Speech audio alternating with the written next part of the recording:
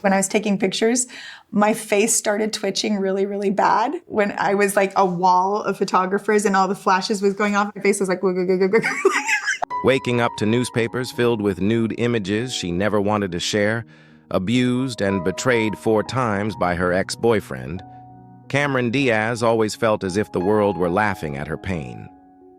Her heart carried too many fractures. Each morning, when Cameron looked in the mirror, she saw herself split between the radiant public figure and the real woman inside.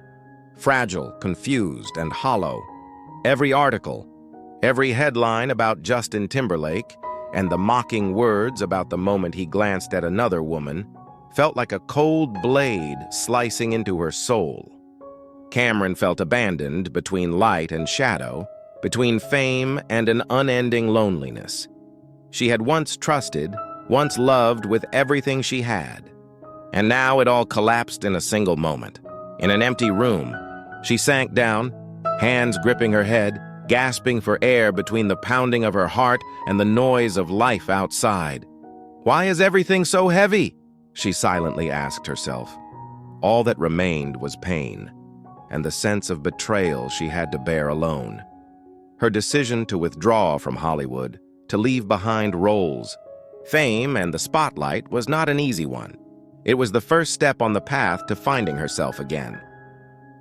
At 42, an age when many still chase glory, she chose to listen to her heart, to live for herself, to heal the wounds long left untouched. The world still looked at her with admiration, with commentary about her beauty and career. But inside, Cameron was learning how to breathe again, learning to love herself after so many betrayals, learning to forgive and let go. Every step away from the film set, every calmer day, was a wound slowly stitched, even if it still ached deep inside. This is not just the story of a Hollywood star, but the journey of anyone who has been betrayed, who has lost something, who has struggled through life's storms, yet still tried to rise again. If you have ever felt hurt, deceived, or lost, listen to Cameron's story. Because sometimes, from the deepest pain, a person learns how to love themselves, find their light, and continue walking their own path. Cameron Diaz's small footsteps on the road of her childhood were not lit with bright lights or filled with laughter, but stretched like a deep, endless pit where layers of time covered silent, lingering sadness. There were no shrill cries, no comforting arms, only a child forced to stand upright in life far too soon. And it was that silence that tore the heart. Apart on a small street in Long Beach where the California sun wasn't enough to cover the smell of oil from old cars, Cameron Diaz was born on August 30th, 1972. Her first cry echoed in a worn wooden house whose thin walls couldn't block neighbors, arguments, or the distant ocean wind. Her mother, Billy, held her tightly and whispered, "You will be my light, no matter how dark this world becomes." But that light, from the very beginning, was shrouded by the shadows of poverty. Cameron grew up on peanut butter sandwiches, patched-up shoes, and dreams of a peaceful childhood crushed beneath the weight of harsh reality. She grew up in a cramped home where 4 siblings squeezed together on a torn couch, fighting for the only TV program their old set could manage. Her father, Emilio, a Cuban man with hands hardened by oil work, came home covered in grime, the smell of gasoline clinging to his hair. "Daddy, did something sad happen today?" young Cameron once asked, seeing him sit quietly by the window, eyes deep as an abyss. He forced a smile and stroked her hair. "It's okay, sweetheart. Those nights." Cameron curled on the bunk bed, listening to his sighs blending with distant waves, wondering if happiness truly existed in their home. Long Beach, the place she grew up, offered no green fields or romantic skies. It was a concrete world where children learned to survive before they learned to dream, small and lost. Cameron had to learn self-defense early. Her father held her hands and taught her each movement, each punch. "Not to hit anyone," he said. "But so you know, you can stand up when you must." His voice trembled slightly, as if he knew one day she would need that strength to fight the cruelty of life itself.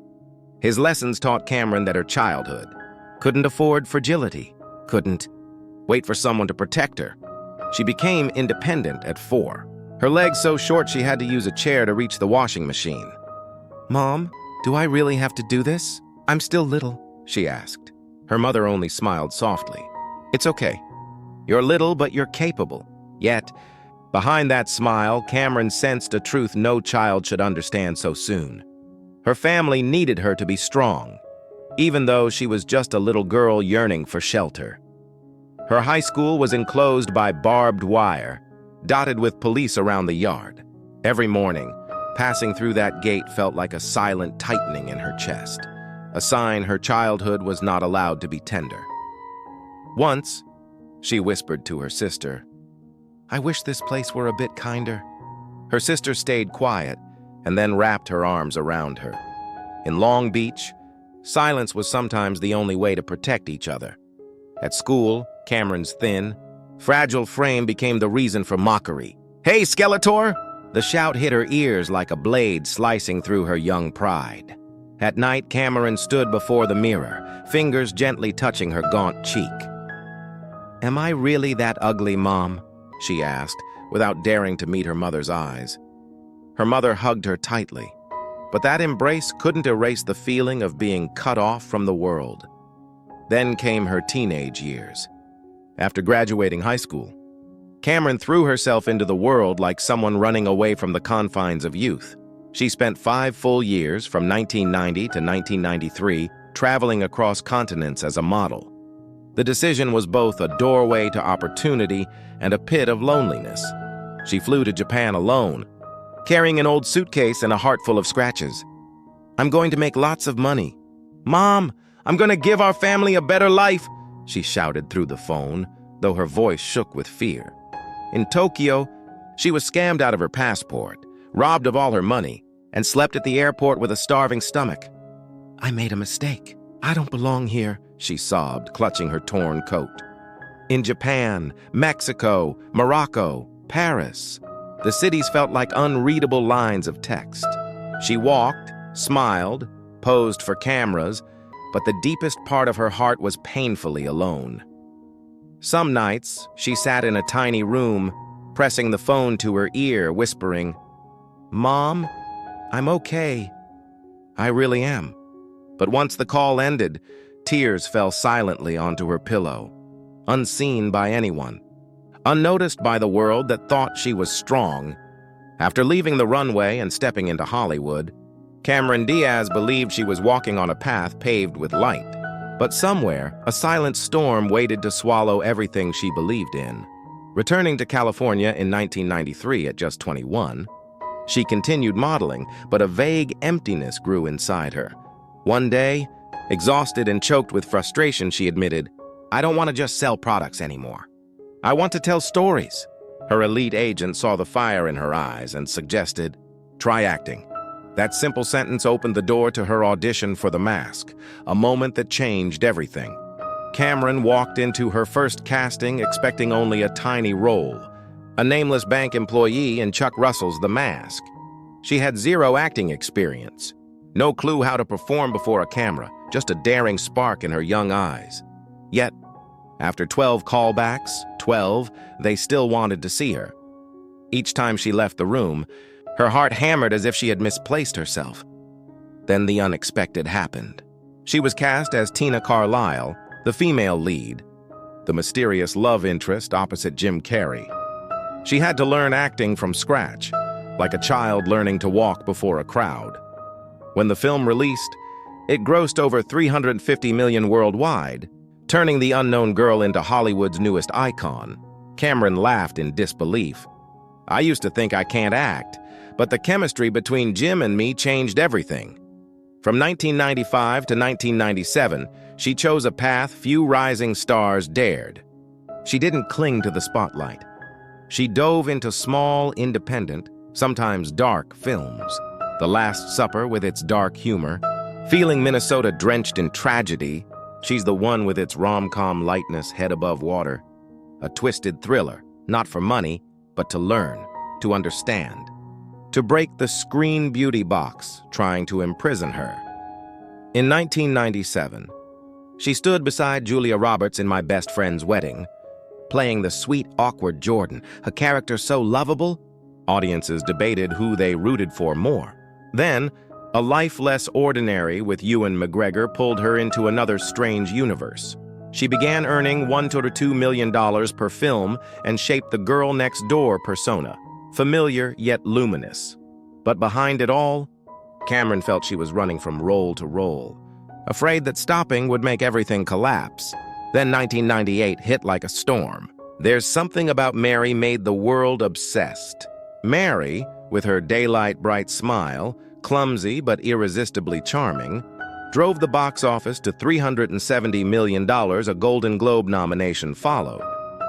Her name appeared in newspapers every morning like a rising legend, but she didn't stay in the spotlight blindly.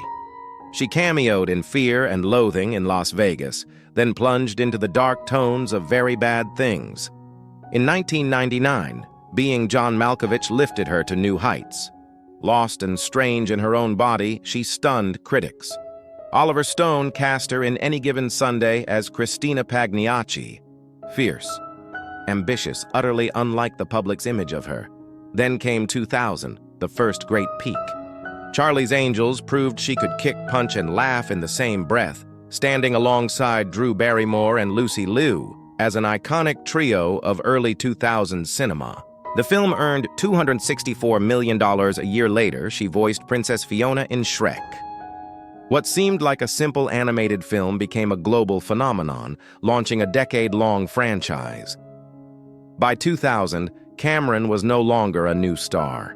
She was one of Hollywood's most powerful actresses, her films surpassing $1 billion in total box office. Do you have a favorite Cameron Diaz film? Share your thoughts below.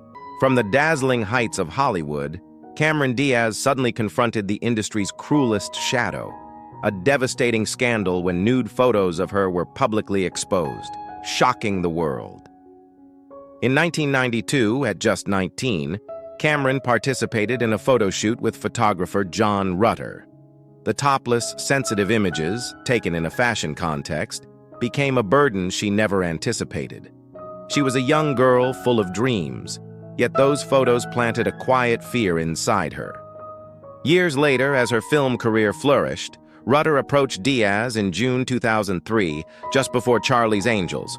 Full Throttle was released, reportedly telling her, "A buyer will use these images against you." Cameron felt violated. "I've never felt so invaded. It left a hole inside me." Her words weren't theatrical. They were the breath of a young woman thrust into a situation where she had no control over her own body. She responded quickly, filing a civil lawsuit against Rutter for unauthorized use of her images and name. The trial opened in 2005, and Cameron was forced to stand before a jury and recount her fear and exploitation. She described her years as a young model, the seemingly harmless shoots that had become nightmares.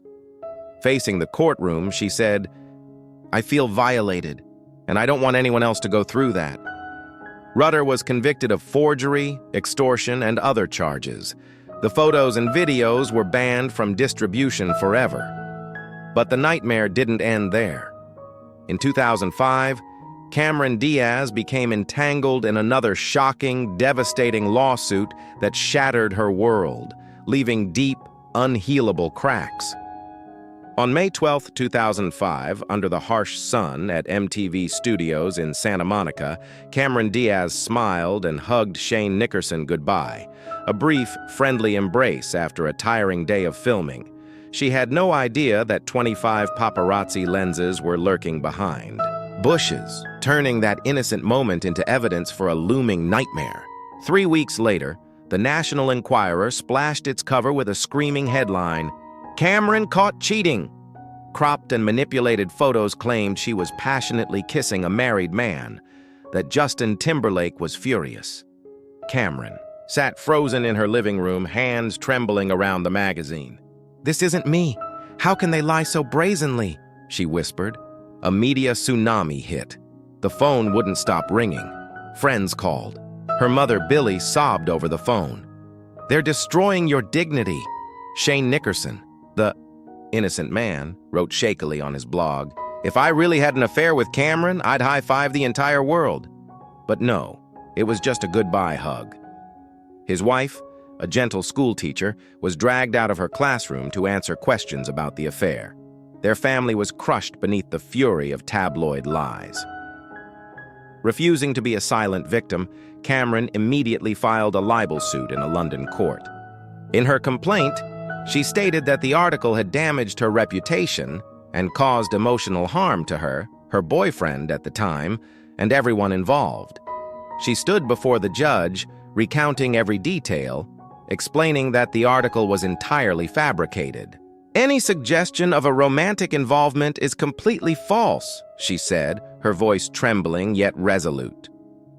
The trial grew tense as the Sun's lawyers were forced to confront evidence and testimony.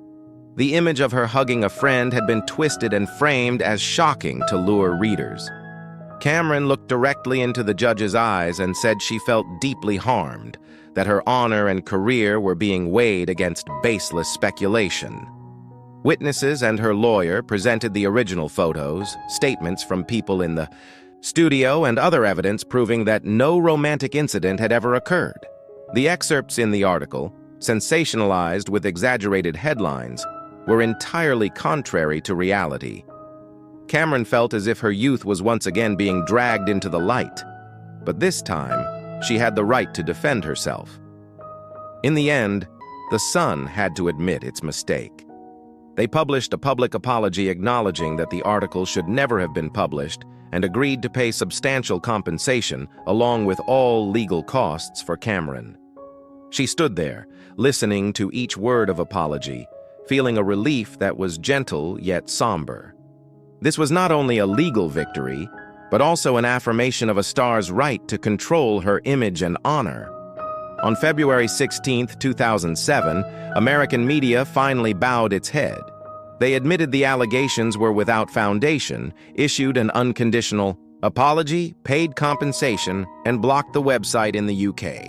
Cameron stood before the court, tears streaming down her face. Justice has been served, but the scars remain. Not only her career, but Cameron Diaz's heart was also tested to its limits. Messy public romances, silent tears, and most notably, a love story brutally scrutinized, where Justin Timberlake became the center of every headline and every pain. In 2003, Cameron Diaz entered her relationship with Justin Timberlake full of trust and hope. When they first met at the Nickelodeon Kids' Choice Awards, she saw in him the light she had long been searching for: humor, youthfulness, and a heart that seemed wide open. "Do you think we could make something together?" she asked, her voice trembling yet full of faith. Justin smiled, a smile that made her heart skip a beat, and she believed that, for the first time in her life, she had met someone who not only loved her, but also understood her. The first months passed like a fairy tale.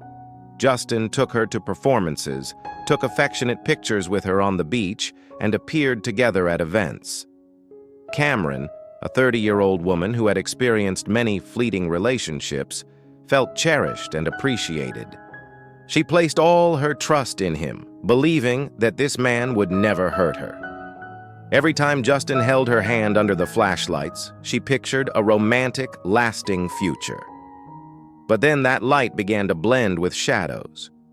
Justin was absent from important events, busy with tours and contracts, and gaps began to appear between them. Cameron tried calling, texting, but he replied vaguely or stayed silent. One evening, she looked at him and asked, "Do you still care about me as before?" Justin only shrugged, a tired smile on his lips, and she felt her heart begin to tighten. The trust she once placed in him being cut apart piece by piece. The first months passed like a fairy tale, but gradually that light was overshadowed. Justin went on tour, met other singers, took photos with Britney Spears, Christina Aguilera, and other models. Cameron tried calling, texting, but he answered vaguely. One evening, she looked at him and asked, "Do you still care about me?" Justin only shrugged. His tired smile revealed everything, and she felt her heart begin to break as she realized she was only one in a chain of relationships with other women. Rumors about Justin's intimacy with Scarlett Johansson and Lucy Clarkson flooded the newspapers. Cameron read the headlines, her heart tightening painfully. Every photo of Justin laughing with Johansson, every time he appeared with Clarkson, or other models, felt like a knife cutting into the trust she had once given him wholeheartedly. She had once believed Justin was the one, but he never stopped looking at other women. Everything became worse when Justin attended the 2007 Golden Globe Awards. An event that seemed ordinary completely changed Cameron's life. Justin met Jessica Biel there, and immediately their glances, gestures, and words made everyone around sense something. They looked at each other like, "I like you. Do you like me?" A friend of Jessica described. While Cameron still stood beside him, Justin began flirting with Jessica, a clear warning sign she could not ignore. A few weeks later, they officially announced their breakup. Just 4 days after the Golden Globes, Justin and Jessica appeared together, looking radiant and happy, as if everything had already happened long before. Cameron had to witness it in silence, her heart aching as she watched the man she once trusted give his affection to someone else in just a matter of days. No explanation, no remorse, just an invisible distance she could not bridge. The feeling of betrayal, abandonment, and mockery became a deep wound in Cameron's heart. After that moment, Cameron began speaking about the feeling of being betrayed in relationships. She admitted, "Everyone gets cheated on at some point. You'll realize it sooner or later." But as the tabloids continued demanding answers, she avoided them, sidestepped every question about Justin, the breakup, and the rumors surrounding her private life. In those days, the pain came not only from her broken love, but also from the fact that every private moment was scrutinized, turned into sensational stories.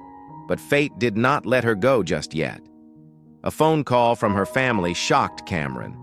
Her father had passed away. The overwhelming sense of loss crashed over her like a breaking wave.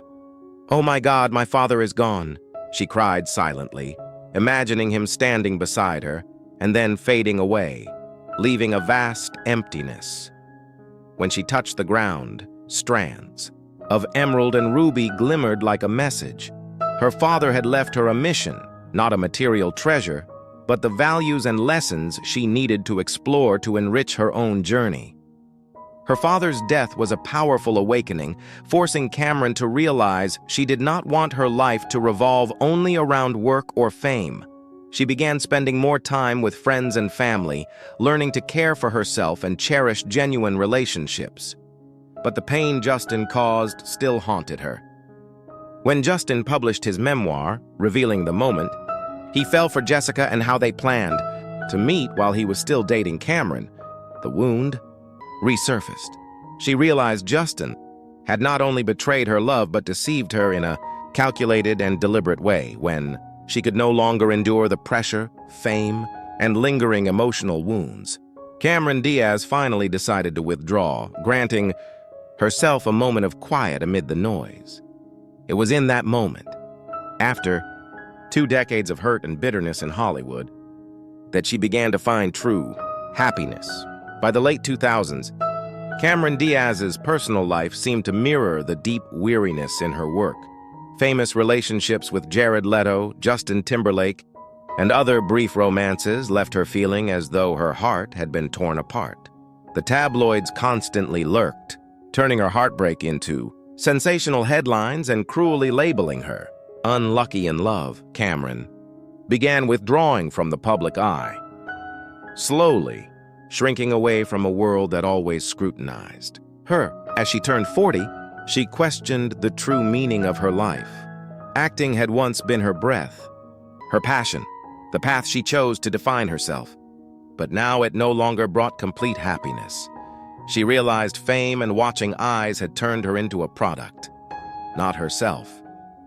"You become a product, not a person," she exhaled, her voice heavy with bitter awareness.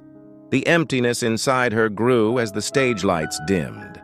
Hollywood always demanded she look better, be more energetic, more perfect.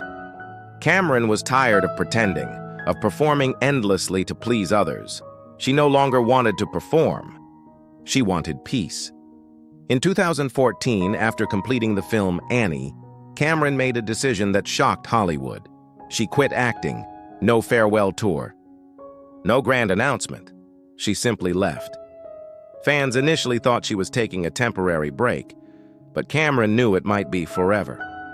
2 decades under the scrutiny, judgment and idolization of the public had left her exhausted to the core.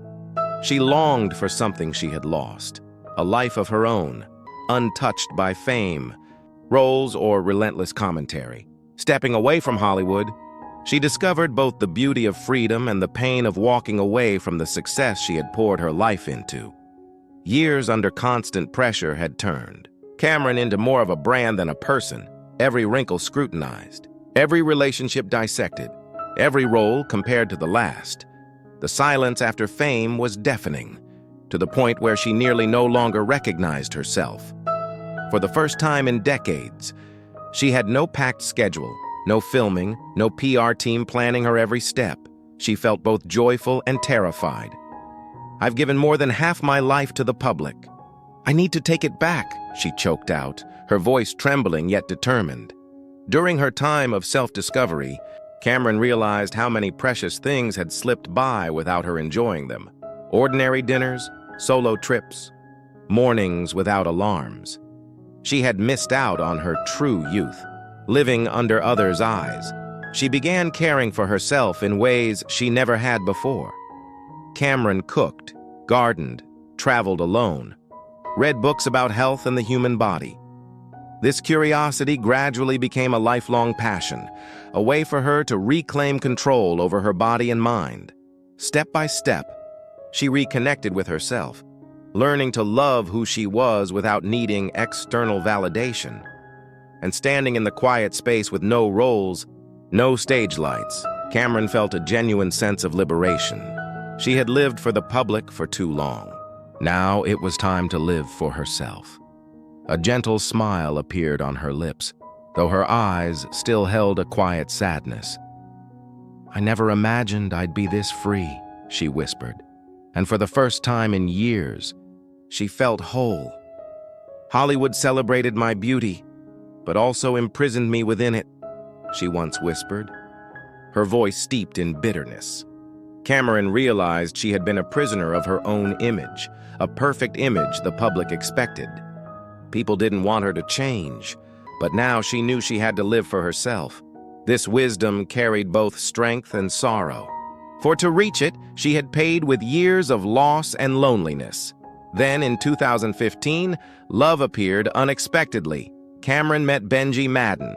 They met at a BBQ party hosted by mutual friends, and immediately found deep harmony. Cameron recalled, "I saw him and thought, wow, how have I never met you before?" The feeling quickly turned into a serious relationship. After just 7 months, they got engaged in December 2014, and not long after, on January 5th, 2015, they held a private wedding at their Beverly Hills home with only close friends and family. After their marriage, Cameron and Benji decided to build their family through surrogacy. Their daughter, Radix Madden, was born in December 2019, and later, in March 2024, they announced the arrival of their son, Cardinal Madden. Cameron once shared that motherhood changed the way she viewed life and work. Everything no longer revolved around herself. The new love and responsibility made her realize the value of caring, nurturing, and devoting herself to the people she loved. Although happy, Cameron and Benji also faced private challenges to maintain their relationship. She admitted, "Therapy is a big thing in our family. Thank God, we learn to give 100% of ourselves every day. It can't be 80%, it's 100%, Cameron once revealed that sometimes they even discussed sleeping in separate rooms to maintain personal space, something seemingly small but essential for those who had experienced pressure and loss in love. Cameron's days are now filled with caring for her health, nurturing love, and enjoying simple joys.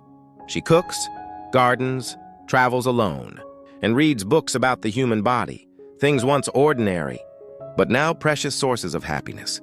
Her passion for the science of health and aging has become a lifelong pursuit, helping her not only understand her body, but also learn to love herself. Though Cameron Diaz has now found love, peace, and happiness with her family, the scars of the past still smolder quietly within her. From heartbreaking breakups, Justin Timberlake's betrayal, the pressures of Hollywood, to the loss of her father that shook her to the core, Cameron carries a journey of pain only she fully understands. Moments of exploitation, scrutiny, and the fight to preserve herself in a world of artificial lights left deep wounds, shaping her growth, but also causing countless heartbreaks. And do you still admire her after knowing everything Cameron has been through? Leave your thoughts below. Share your feelings about the story of a woman who bravely overcame pain and found true happiness. If you love heartfelt and emotional stories like this, don't forget to subscribe to the channel so you won't miss our next videos. Thank you for listening and staying with us.